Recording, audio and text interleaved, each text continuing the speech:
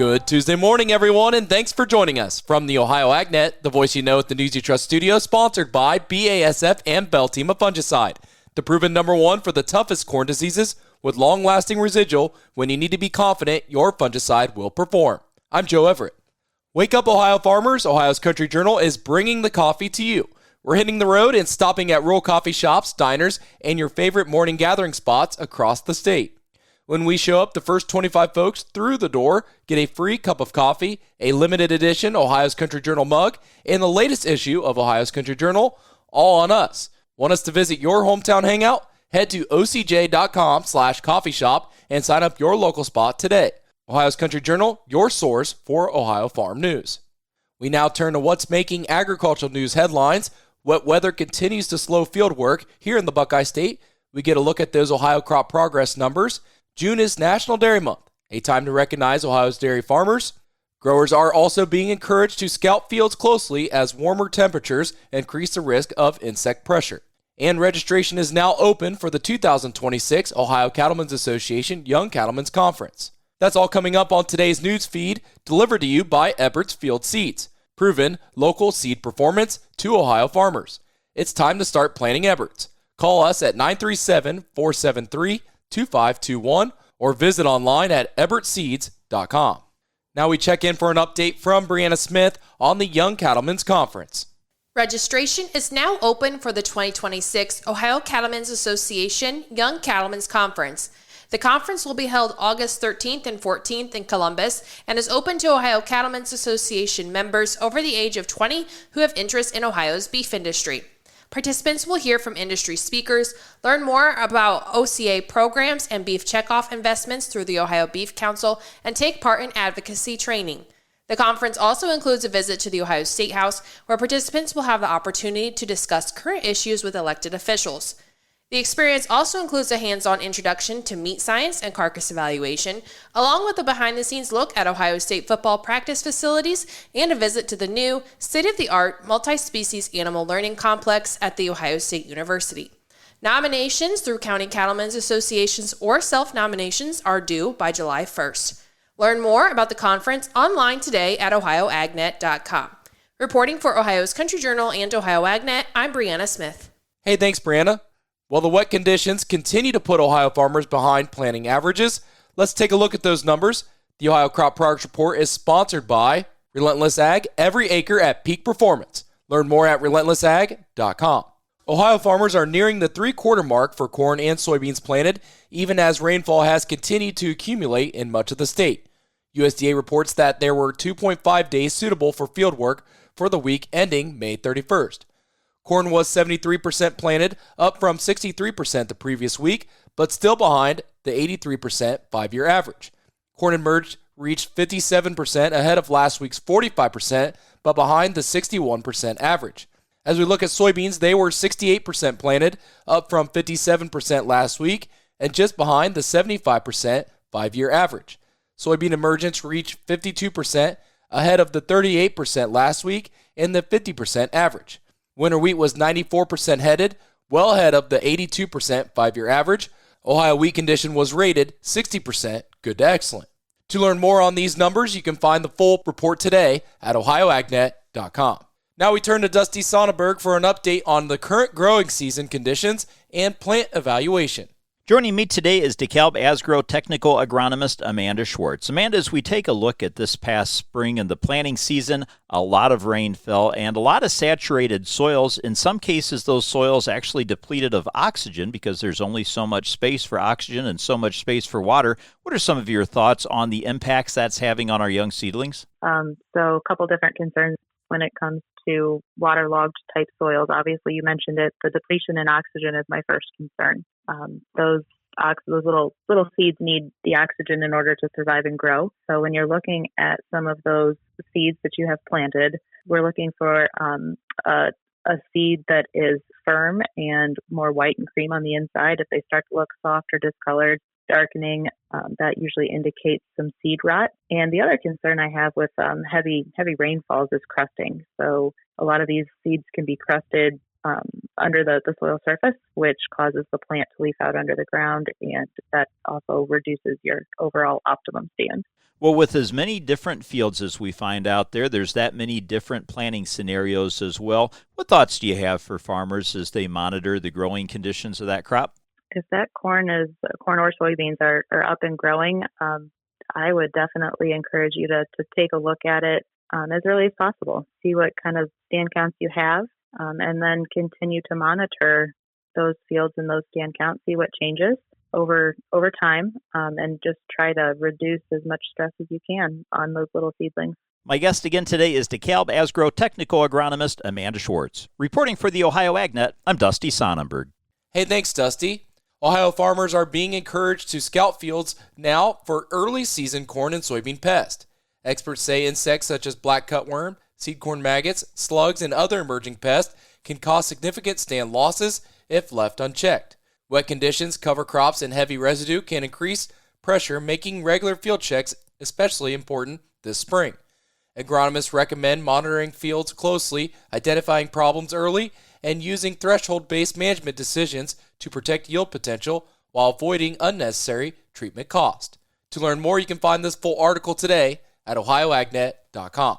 Now for today's weather, which is brought to you by Seed Consultants. Simply better performance online at seedconsultants.com. More dry air in for the state of Ohio. I'm Chief Meteorologist Ryan Martin with that Ohio forecast update. High pressure being analyzed later today and tonight right over the top of northwest Ohio, Great Lakes in general.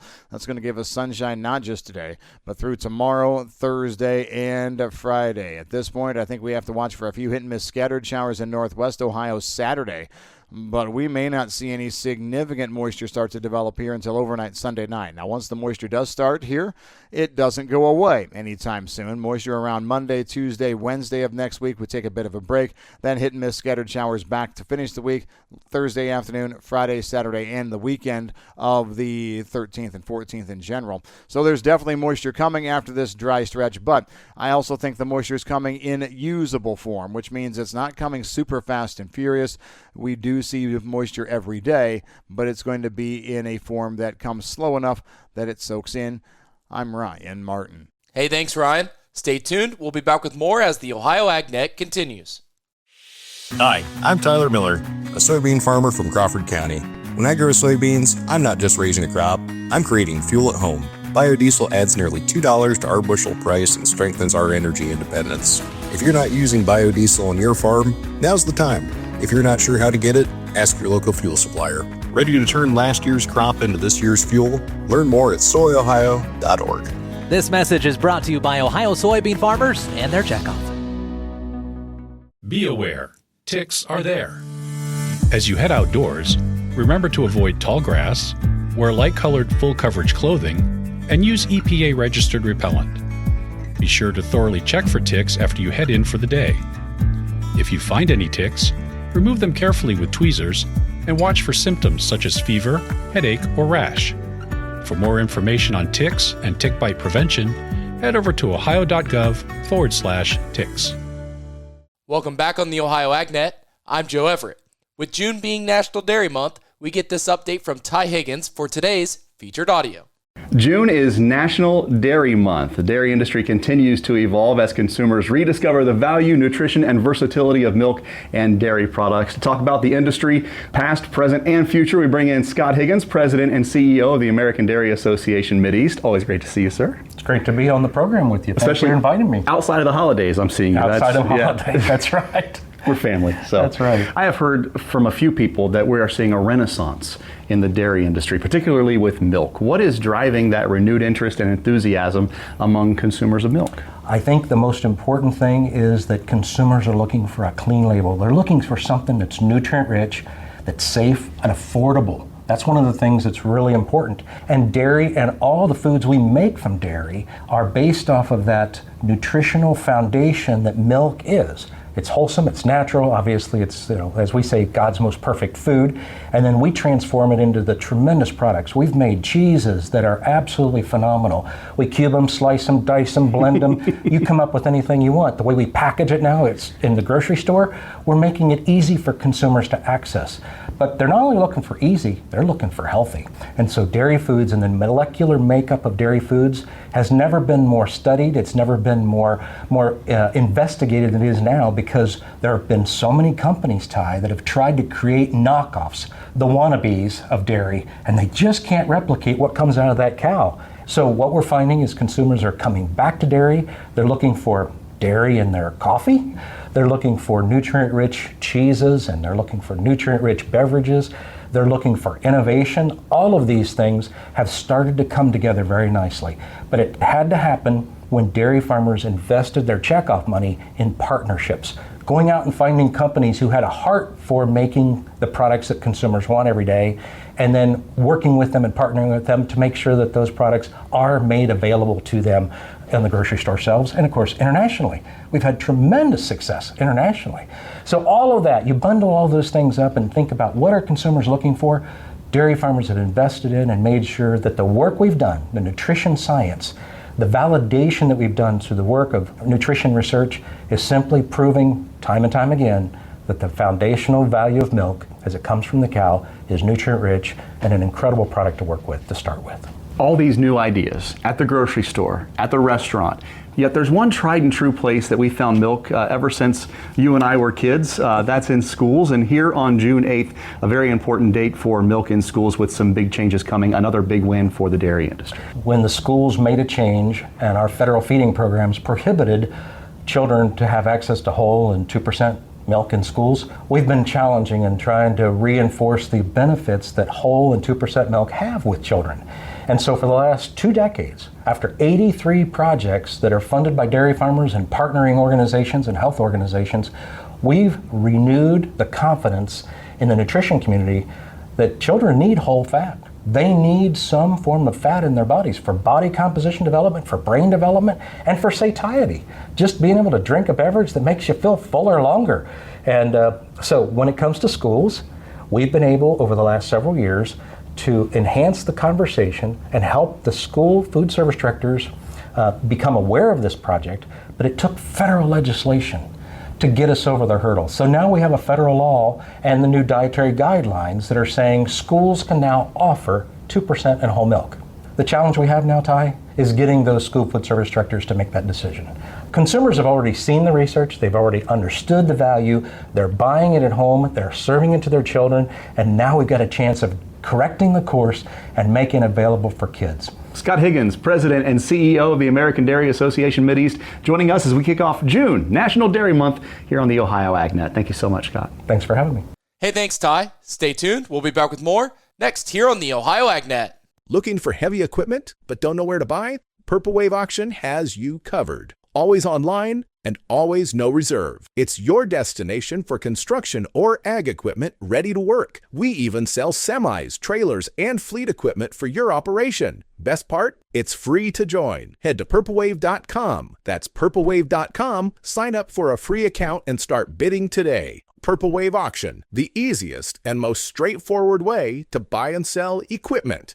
It's now time for today's market analysis, which is brought to you by the Louis Dreyfus Company. Excited to bring the brand new soybean crush facility to Upper Sandusky? Learn more about marketing your soybeans with LDC at 574-566-2113. Here's Ryan Martin. Grain markets started the week on a lower note yesterday. Corn, beans, and wheat all settling down. The only place we saw green on the screen yesterday, bean oil. It was up triple digits again. And the cotton market actually had a little bit of life in it. Otherwise, it was all about, I think, geopolitical risk once again. Selling continued despite the crude oil going up about $7 a barrel. Iran ended negotiations with the U.S., bowed back to going to a complete block of the Strait of Hormuz. That hit equity markets and everything else. We're also not seeing anything exciting in the export side. For the week ending May 28th, export inspections showed 68 million bushels of corn. That was up slightly week on week. 18 million bushels of beans, down slightly week on week. 15 million bushels of wheat, which was about the same with the week prior. In the upcoming June report, USDA probably going to leave the old crop wheat and soybean exports unchanged.